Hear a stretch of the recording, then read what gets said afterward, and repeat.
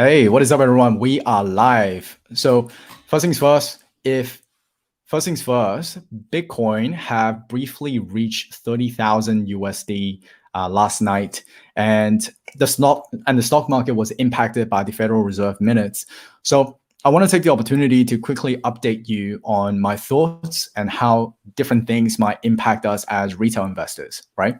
And on top of that, I think it's really important to briefly talk about EML because it's been capturing everyone's headlines because the share price tanked because of the regulation issue over in Ireland. So I just want to briefly provide some comments to wrap up the week because I think it's good to just keep you posted.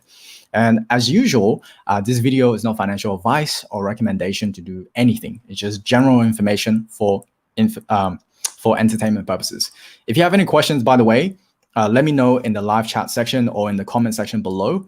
I will try and get to them towards the end of this session. I will probably go on for about 15 minutes. I'll talk for 15 minutes and then I'll try and answer your questions, right?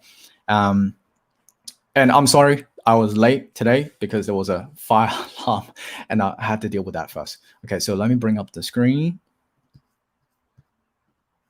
So the first thing I want to talk about is Bitcoin. And as many of you know, that Bitcoin briefly touched 30,000 USD. And it was really interesting to me because if that wasn't bad enough, Binance and Coinbase actually suffered a service outage overnight and made the price and the fall worse.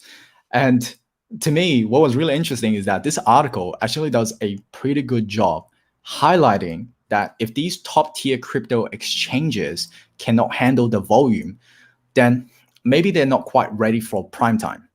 It's important to note that this is not strictly a crypto exchange problem. It used to happen to stock market exchanges as well, right? These systems tends to, they need to understand, they need to be stress tested. They need to understand at what capacity can they operate to, at what point would it break? And eventually they'll get better. They'll learn how to deal with it. So I don't really think this is a problem. I think this is more of a growing pain, right? But the other thing that this article really highlights that I think is really worthwhile paying attention to, and I've talked about this in the past, where essentially there is a lot of leverage in the system at the moment, and the sell-off does a good job in deleveraging the system. Now, by how much, I can't really tell you, but I think this article also highlighted a really good point here. I'll just read it out to you. Many traders in crypto use borrowed money to boost their returns, which leaves them vulnerable to having their positions automatically sold if prices drop. Now, as many of you know, depending on the platform, Binance, etc., you might be enabled to have 150 times leverage. When you're that leverage, you don't really need the price to move all that much before you get margin called, right? So from that point of view, when the market turns against you, it's almost like a downward spiral effect because it triggers more sell-off and so on and so forth, right? And in the last 24 hours, more than 775,000 traders have had their account liquidated, equal to $8.6 billion worth of crypto, according to Byte.com. So if you go to Byte.com, this is just Bitcoin. You can see that around $8.11 billion over the last 24 hours was liquidated. Now, this is everything, by the way. This is not just Bitcoin. And as many of you know, I don't really care about altcoins. I only look at Bitcoin and Ethereum. So if I look at Bitcoin, you can see that over the last 24 hours, around $3 billion of Bitcoin was liquidated. And when you look at the total liquidation, this is really deceiving because the yellow line is the price. Green lines are supposedly long positions, short positions are red. And to me, when you look at this graph, you can see a lot of green bars, right? But the challenge is that a lot of those green bars are probably leveraged. So the price really doesn't have to move all that much for them to get margin called, and that's part of the danger in essentially the Bitcoin world, if you will. And I did wanted to talk about this and briefly put things in perspective, because let me just zoom in a little bit.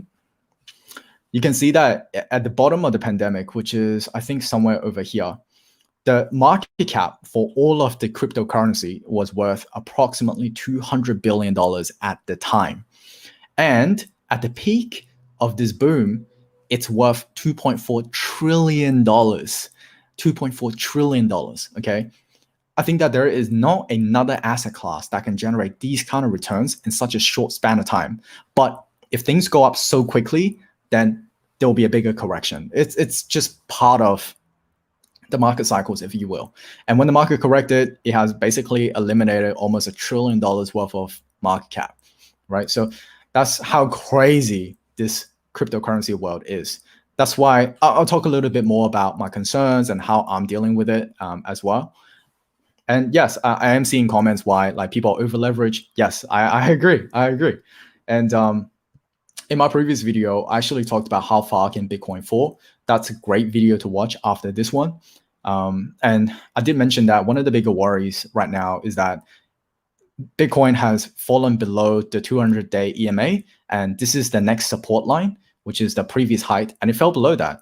And in that video, I briefly mentioned that it would be, I think it's fairly reasonable to assume that they could trade anywhere between here as part of a correction.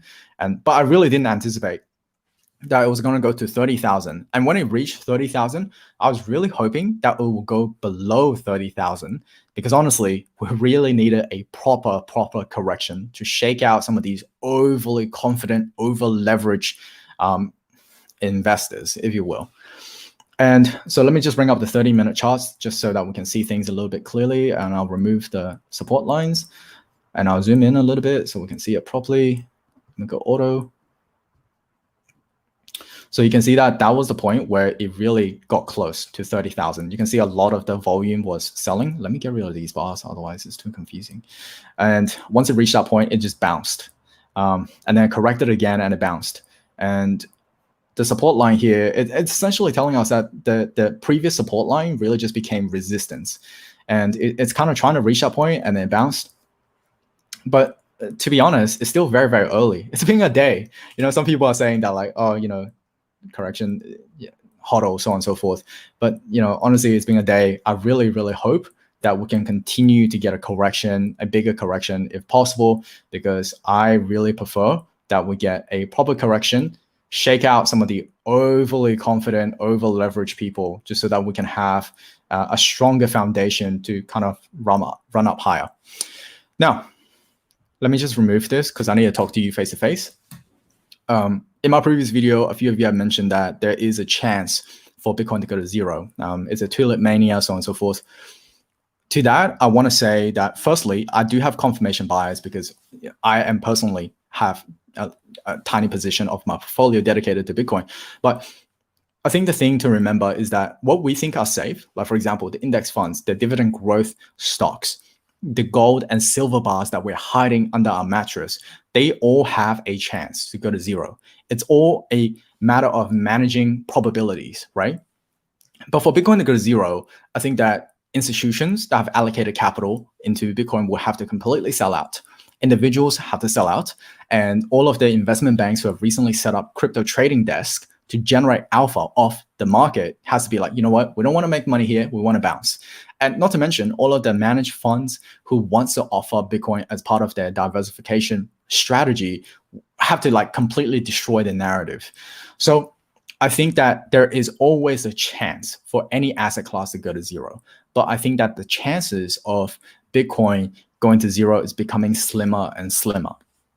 At the same time, I am acknowledging that there is a chance for Bitcoin to go to zero. Therefore, I have positioned my portfolio, I've sized my position in Bitcoin accordingly, because I am acknowledging that there is a chance for Bitcoin to go to zero. But my upside for Bitcoin is enough for me to take the risk, right? So that's why I dedicate a very, very small percentage of my portfolio towards Bitcoin. And on top of that, my thesis around why I allocated capital towards Bitcoin and not gold and so on and so forth is that I use Bitcoin as a way to protect myself from the monetary expansion that the Fed and RBA is doing. So basically tons of money printing, and I wanted something that could preserve my purchasing power. And Bitcoin happened to be one of the assets that I looked at that I like. It doesn't mean that everyone should do the same thing, but that's just something that I preferred. Okay, and I want to talk about stocks next. And now Coinbase was something that I wanted to talk about today because besides the fundamentals, I'm not going to talk about the fundamentals. And we talked about a lot about the IPO, and Coinbase is very much attached to the crypto market because as people buy and sell crypto, that's how they make money, right? They will have more value added service down the track. But you can see that as the crypto market tanked, it really pulled down Coinbase with it. Not to mention, having them going out of service during peak hours, it's not going to help the situation. But what I'm trying to get at this point is that with these hot IPOs, we always have a chance down the track to look at the opportunity again, just to see if it's worth our time, right? When Coinbase direct listed, seems like everyone was just like, it's once in a lifetime opportunity. I think what we need to acknowledge, and what I acknowledge, is that we always get a second shot. The market always gives us a second shot. We just have to be patient, let it ride out, and then we can just assess the landscape and then decide from there. We don't have to make a decision. That's the thing. I think that's the point I wanted to get at with Coinbase. It's not important that we make a decision. I know there's more questions coming in. By the way, if you're just joining, leave your questions in either the live stream or the comment section below. I will get to it in just a second because I want to finish talking about the Fed and then also the stock market, and I'll get to your questions. Okay. And before I just continue, I just want to say that I really appreciate you guys spending time with me on a Thursday night. It does mean a lot to me, and I will try and make sure that I get better as a retail investor so that we all get better. Okay. So one of the things that I mentioned early in the week, because I made a video on 3 things to watch out for in the markets this week, and the Federal Reserve minutes was one of the things I mentioned that we should pay attention to, only because whatever the Fed says, whether now or previously, does sway how the market swings, right? Whether if it's a big move or short move, it really depends on their action. And for whatever reason, we think that RBA is in control. Not really. I think we all follow what the Fed does, and then the rest of the world kind of follows. And one of the things that have came out on the meeting minutes is that they're essentially suggesting that they're starting to think about slowing down those bond purchases. And if the economy starts to recover, that's not a bad thing. That's essentially saying that the economy is recovering, we're on a good track, and if we no longer need the liquidity and stimulus, we don't have to provide that anymore. We need to slow down those bond purchasings and prop up asset prices because of that, right? And for me, the way I think about it is that I am really hoping that we could just rip off the Band-Aid, just basically slow down those bond purchases and get a big correction so that we can move on with our lives, because it keeps getting dragged on. But of course, when it was released and the markets didn't like that, the markets opened on, pretty red, but over time, people realized that just such knee-jerk reactions, and then recovered whatever it was lost, during that session. So from this point of view, I still really much stand by what I said in the coming inflation crisis video, which I think is good, but I'll stop kind of pushing that video. Because at the end of the day, I think that inflation, we will have a higher than expected inflation, especially during June and July, when they report the inflation numbers from May and June. I think people get scared again, and that's one of the reasons why I have a bigger cash reserve than usual. Just because if the opportunity show itself, I want to be able to capitalize on those opportunities. There's nothing worse than when the opportunity show itself and there's no liquidity to capitalize on them. That kind of sucks. So I just want to make sure I have enough dry powder on the side to make sure that when the opportunity show itself, I can take care of it. So, and then one more thing I wanted to mention is that when I looked at the S&P 500, especially the valuation again, we can see that on a 5-year basis, the PE ratio for S&P 500 is quite elevated, even after a blowout earnings season, right? It's still trading at around 27.60, and the average for that was around 20. So it's still relatively elevated. That's one of the reasons why I want to have some liquidity on the side, just in case that if the opportunity show itself, I'm going to go for it.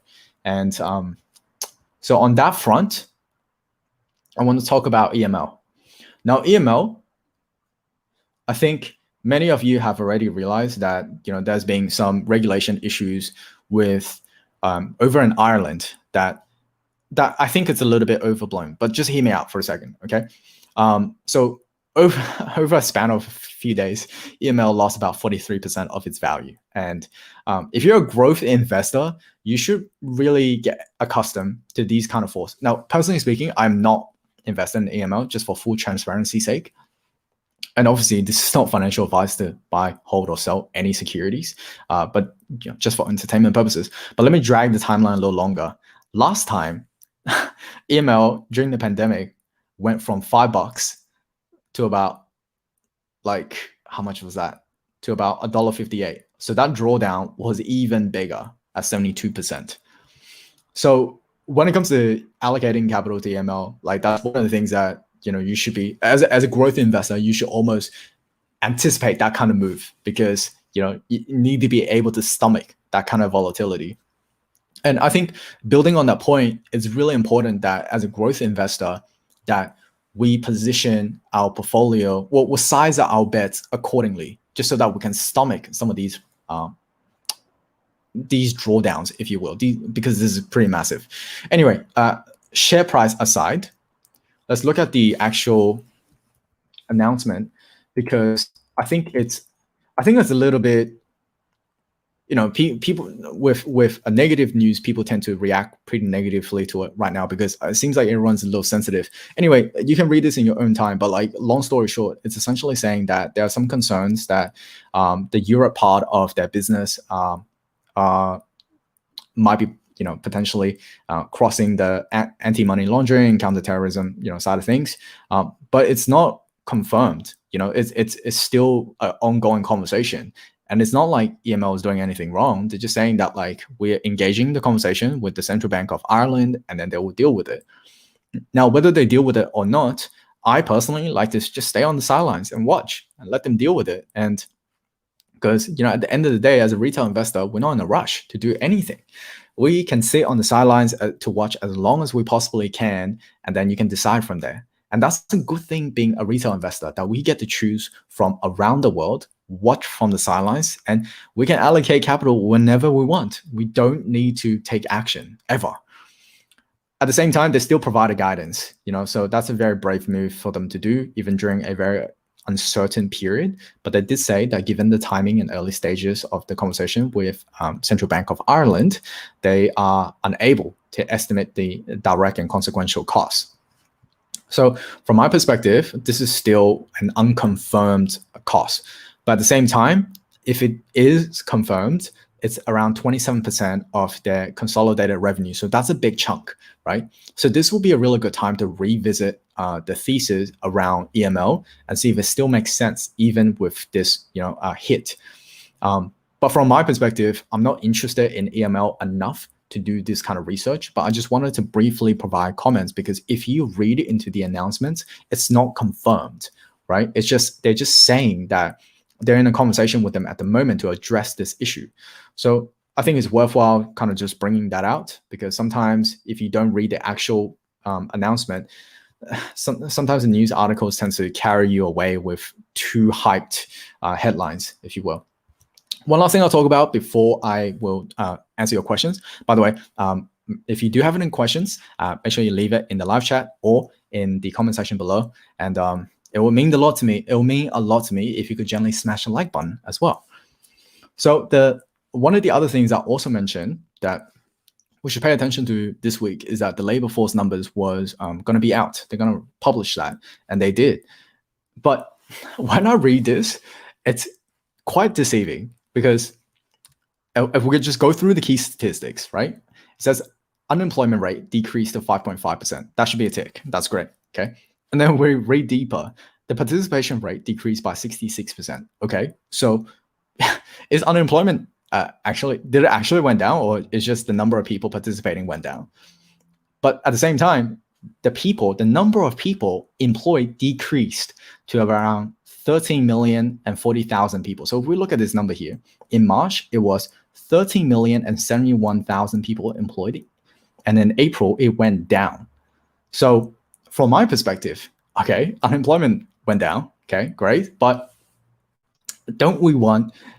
employed people went down as well. Like, isn't the whole point of economic recovery having more employed people so that we can produce more stuff?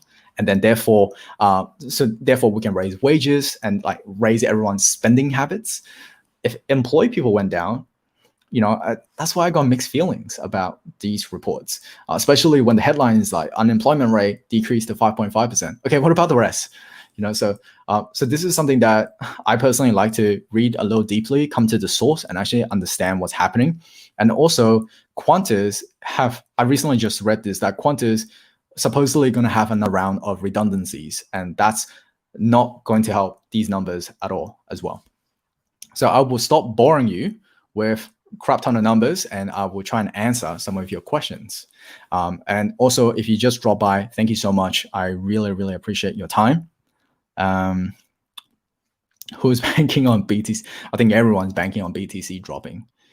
And Andrew, where's Auto? Auto is right here. Okay. Hey, Renee, wish I had some spare dollars to be buying up. Well, hey, that's up to you. That's what I'm doing. Cool. So I'm trying to find some questions. Thank you, QuickBooks Music Hall. don't know about that. I'd love to see more videos of US stocks, especially the ones that's trending on Neo, Palantir, Li Auto, PayPal, Square, AMD, DraftKings, and a few more. Yeah, okay. If you guys are keen for more American stocks, just let me know either in live chat or in the comment section below. I will try and keep up. But I have to say that I am not very keen for overly hyped US companies because it honestly presents no upside. It's just kind of more like a momentum trade, right? So I'm definitely open to doing some, but yeah. Do you think that Coinbase will be the largest provider within the industry in the future? So if you look at the actual numbers, Binance is actually like 3-4 times bigger than Coinbase. So now don't quote me on that number. You should probably fact check those numbers, but Binance is significantly bigger. So when it comes to the largest provider, I'm not sure about that. Maybe they could be the largest institutional provider, but what is stopping Binance to do the same thing? That's one of the reasons why I wasn't so quick triggered when it comes to Coinbase. I just wanted to wait, watch, and just see what happens, and then make a decision from there, because I have plenty of time to make a choice. My feeling on buy now, pay later split it. I think my thesis around buy now, pay later has always been the same, where I think even though as a case study, they're really good to learn from, I think the smaller players will have more of a consolidation. The larger players will really kind of go for, really win over, because I think the market, I think the buy now pay later market is almost a winner take most. So the smaller players will probably get consolidated. And also Splitter's model, now you guys have to update me. Last time I understood Splitter model was very much, I think, was there a partnership with MasterCard, and it was just kind of like putting 4 charges on MasterCard. What else are they going to do?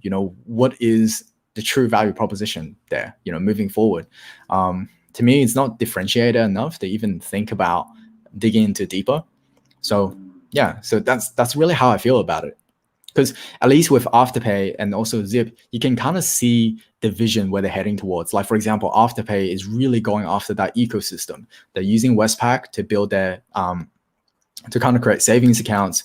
They also have data around the spending habits. So they're kind of building a personal finance ecosystem around the user. Whereas Zip is kind of going through a different direction where, yes, even though they have a consumer arm, but they also have a very strong business arm as well. So you can kind of see the direction of these two, but with Splitter and some of these smaller players, it's kind of like, well, where are you guys heading to? Like, what makes you special, right? Thoughts on IOU? No thoughts, to be honest. Last time I read it, they haven't really sold anything with no revenue. So not that keen on those companies, especially during these macro conditions, unless it's they own some kind of an asset like a mine that's crucial to the battery supply chain, then yes, I'm keen. But anything else in these macro conditions, it would just get hammered. Are you going to add more to Tesla and wait and see? My position in Tesla is pretty big already. So I've thought about it, but then it was around 10% of my portfolio already. So I feel pretty comfortable with where things are at. So I didn't feel like, the need to add more. That's how I felt about it. What's up, Michael? Hi. If you guys have not, you guys should definitely go check out Michael's channel. He's an incredible designer as well. Another Michael. Yes. What's IMM? I have no idea what IMM is. And yeah, so if you could just briefly explain what IMM is, maybe we'll check it out towards the end. Should we start these? Well, that's not for me to say. That's up to you to decide. That because, firstly, I'm not a financial advisor, so I cannot say that. Cannot recommend anything. At the same time, I think the question to ask yourself is, what is your risk tolerance? What is your time horizon? What do you believe in Bitcoin, so on and so forth? A lot of people, when they look into like Bitcoin, Ethereum, they have no idea what it actually does. So I think the first question is not even thinking about, should we start DCA into Bitcoin? It's just like, I think the first step is really understanding what exactly is this, and what really is the application around it. So for me, it's about kind of, some people say that it doesn't really facilitate transactions. It actually does. And some people say that there's no intrinsic value or fundamental value, so on and so forth. Well, the institutions are, arguing against that. So for me, it's kind of like a combination of a few things. So I don't think that's the right question to ask. I think the first question is like, okay, what is your belief with Bitcoin first? And then you kind of go from there. Devinda asks, what is my thoughts on APT? I actually just explained that in 5 minutes ago. So maybe check that out 5 minutes ago. So in short, Afterpay, personal finance ecosystem. That's my thought. My opinion on Vanguard ETFs. I like them. If you guys follow my portfolio, I have Vanguard products, and they're incredibly low cost, and they're such a trustworthy company. So, how could you have anything bad to say when it comes to Vanguard? It's one of the largest asset managers in the world. They're doing incredible things. Will Ethereum recover in a short time? Well, the thing with Ethereum is that it follows Bitcoin. So you can look at Bitcoin, but at the end of the day, you can look at Ethereum, but like at the end of the day, it follows Bitcoin. So I think I'll spend a lot more time understanding Bitcoin movements. And just so you know as well, like I'm not exactly a momentum trader at all. So for me to answer the question, will Ethereum recover in a short time? Actually, no one knows. It's a matter of, can Bitcoin recover in a short time? If it does, then it'll probably pull up everything else as well. Zip and Afterpay are leaders in the field, everything else. Yeah, I think so. Like denying that will be like ignoring the truth, because I really think it's a winner take most market when it comes to buy now, pay later. It's not, you can say that there's room for everyone, but ultimately I think it's a winner take most. Hey John, thoughts on NOVAS? I'm not familiar with it. If you can explain to me in live chat, that would be helpful as well. Just a few more minutes left. I will just try and get through a few more questions. So thoughts on CGF? Not familiar with CGF. Again, let me just quickly take a look because I keep skipping questions. Oh, Challenger Financial. Okay. Now, I don't know enough about Challenger to have a proper observation that's actually useful. So let me check it out, and then I'll come maybe in the next live chat can answer that question. And damn, I'm pretty sure I just answered your question. Hey Jay, yes. Okay, cool. So that was the fact check. Okay. Yeah, why are people asking people about particular? It doesn't have a crystal ball. Yes, I'll be shouting you guys all on the beach, and I'll be sipping mojitos if I did have a crystal ball. Do you like our tax dollar to be invested in gas? No one does. Oh my gosh, no one does. But what can you do? It's kind of like outside of our control, right?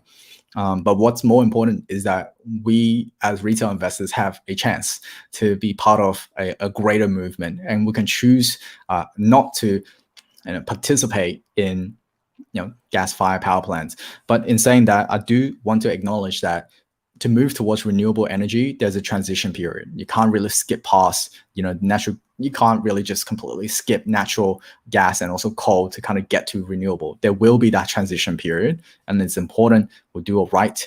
But I am not. I'm not a scientist, so it's very hard for me to say, oh, what is right. But for me, I've chosen not to kind of go down that route, especially with my portfolios. I try as much as I possibly can. Do you like that our tax money was given to companies who made large profits?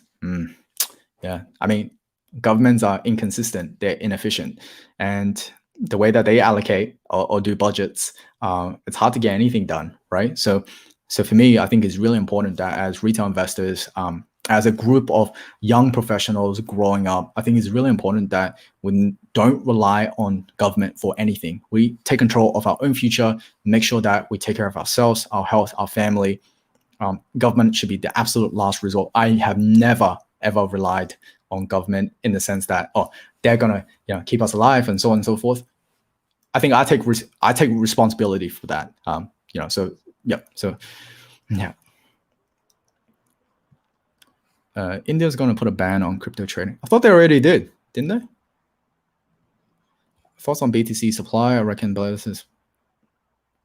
No, I think part of the value proposition for BTC supply is that it's actually fixed. When you inflate the supply, then it kind of defeats the value proposition. I mean, that's why they have a layer 2, right? They're starting to build a layer on top of Bitcoin so that there's faster transactions.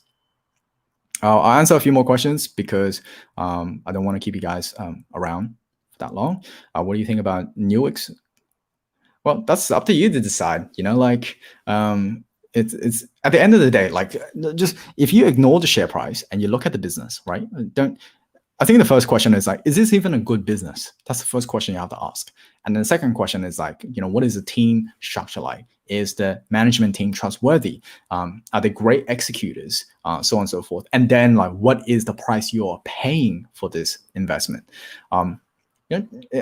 Share price is almost irrelevant. You almost have to think about, okay, what is this business even good? If it's not even good, why even think about the rest? So that's my question to that. Points bet for the win. There's a lot of questions around altcoins, etc.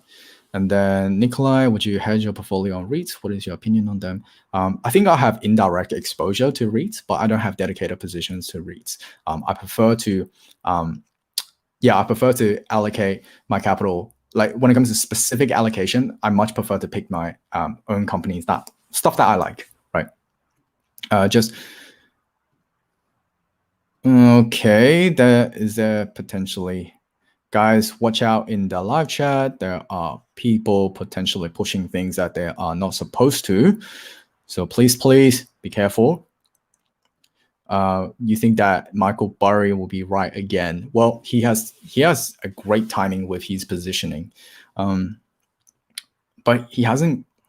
But to me, it's has he spent as much time learning about Tesla compared to everyone else?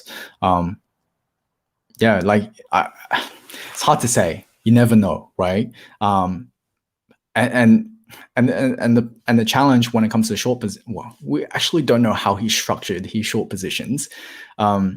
So it's hard to say. But would you bet against Elon? I wouldn't. Why would you? The guy is helping us move towards a renewable energy future, and he's building rockets for us. So I have a moral compass. I'm not ready to short the company yet.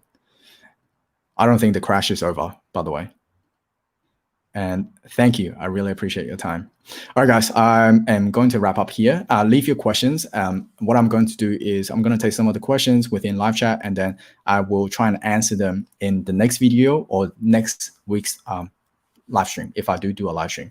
So as usual, my name is David. I appreciate you guys a lot. And Otto will always do the honors. And I'll see you guys very, very soon.